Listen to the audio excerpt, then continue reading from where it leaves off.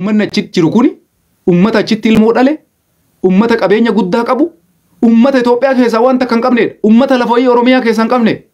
Uummata Sumaalee keessatti horee qabeenya godhatee dukkaana gahaa qabu mana ijaaratee keessa jiru jira. Amma isaan kana namni baay'een hin amantan. Taaptaabii fi koppiliinkii godha. Yaada isinirraa fuudha waliin mari'an marii bal'aa geggeesse. Taaptaabii jabeessa. Koppiliinkii godha. Taaptaabii 20 galchaa. Koppiliinkii 500 irraa kaasaa 1,000 ol guuta.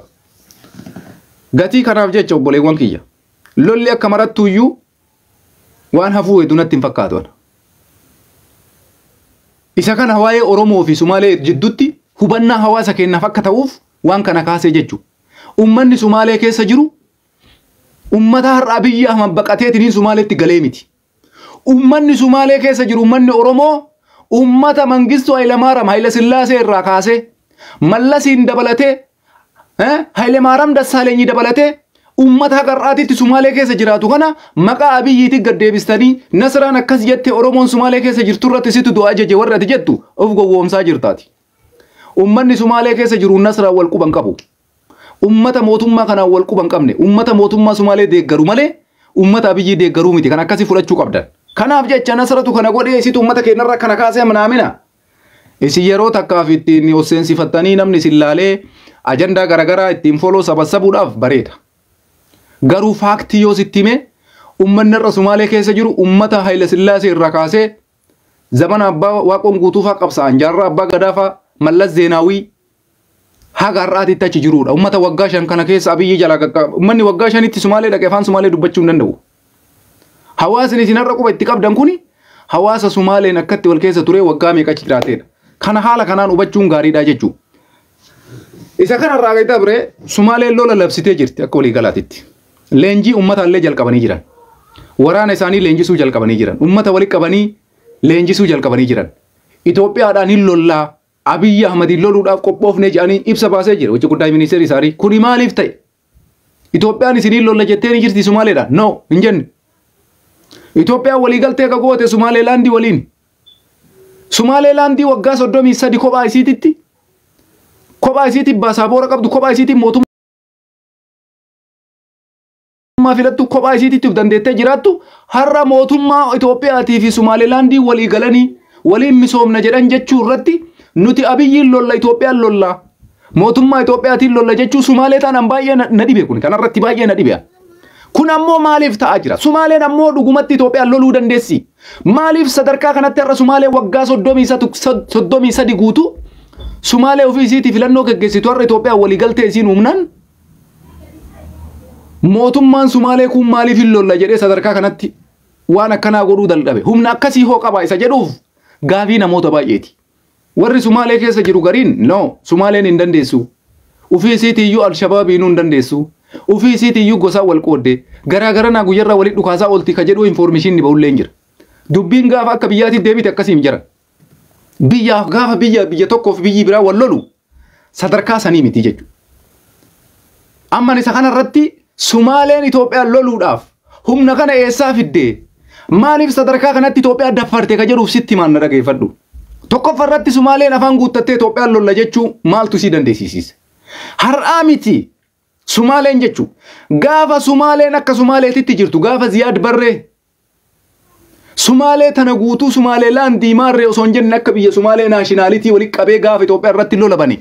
Mangistuu Hayilamaariyaam wajjin gaafa jarri lolanii asiin akka Dirree Dawaa Oromiyaa kana keessa magaalota hedduu to'atan san gaafa san Sumaaleen Itoophiyaa injifachuu hin dandeenye. Har'a garuu Sumaaleen tun eessaa humna fuutee Itoophiyaa injifachuudhaaf lola labsaa jirti yoo jettee na gaafatte an akka nama tokkootitti waan natti dhagaamee fi waan xiinxalleerraa sii deebisaa jechuudha. Koppiliinkii maaliif hin goone isin uummata dhageeffattanii jallisanii dirqama keessan baadhaa isinillee waa dhageeffachuuf jirtanii ka isinitti haasa'aa jiru Profeesara taaptaabii godhuun dirqama keetii koppiliinkii godhuun dirqama keetii.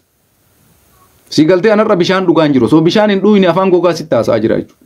Si jecha barkun ati ammoo gizee takkatti koppiliinkii gootee kuma takka guutuun sitti ulfaata akka gaaraati jechuudha. Lubbuu kumaatama dhangala'uuf deema kana jala buunee akka xiinxallaa Profeesarummaa kennaa tokkotitti waan tokko si hubachiisuuf as teennee si dura teennee kaameeraa dura teennee sitti haasa'aa jira jechuudha.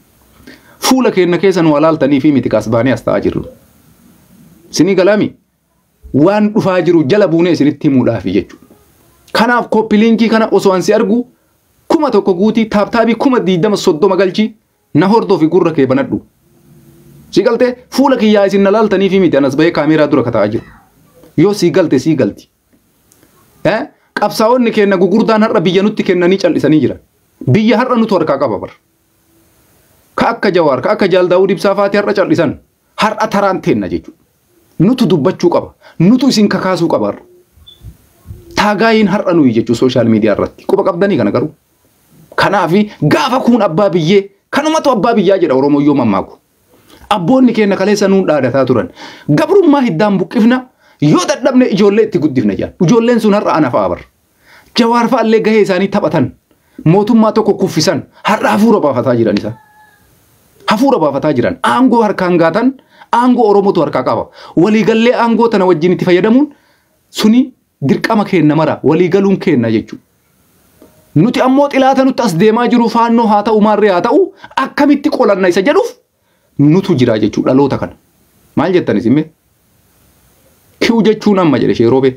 Kanaaf jecha hundi keessan koppiliinkii 1,500 taaptaabii 200,000 30,000 40,000 50,000 100 galchi. Gurratti siqinya har'a obboleessa kiyya. Akkana kuno das nama jetta yoo akkana gurri keessa waa dhaga'u respektii isiniif qaba. Natti toltan dhugaa isinitti himaa. Isinii galee nan tuffatina. Anarra hoogganaa keessan sooshaal miidiyaa kanarratti.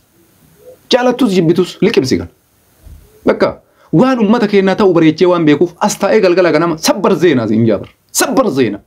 Kamisitti tola waytan sabbar zeenaa siin jedhu san tokko kolfaatuma tokko ichi jedhaatu wada dhageeffata. Dirqama geeti qabaal gootare.